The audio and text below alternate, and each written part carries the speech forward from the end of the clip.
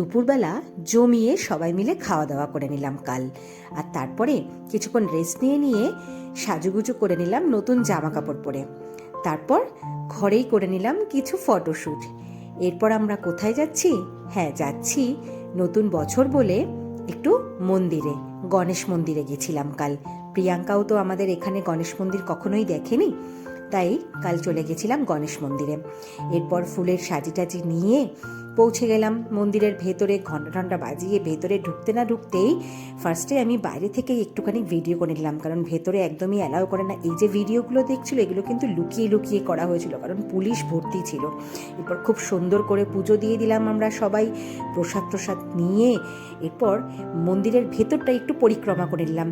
রাধাকৃষ্ণের মূর্তি, রাম লক্ষ্মণ সীতার মূর্তি, মহাদেব মহালক্ষ্মীর মূর্তি, সমস্ত কিছু ঘুরে একটু দেখে নিলাম।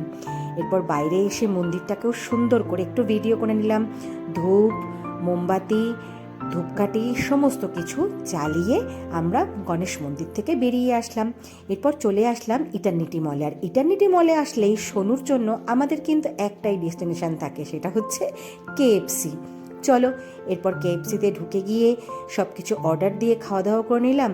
আর দেখো, আমি এদিকে ভিডিও করছি, এরা কীরকম ফাস্ট সব কিছু গপাগপ করে খেয়ে নিচ্ছিল। তারপর ভিডিও করতে করতেই হঠাৎই দেখছি কাচের ভেতর থেকে ওপরে ফ্লাইওভার দিয়ে মেট্রো যাচ্ছে। একটু ভিডিও করে নিলাম, খুব সুন্দর লাগছিল কিন্তু দেখতে। বাইরে এসে একটু সফটে খেয়ে নিলাম, আর তারপরে মল থেকে বেরোতেই দেখলাম আবার মেট্রো যাচ্ছে।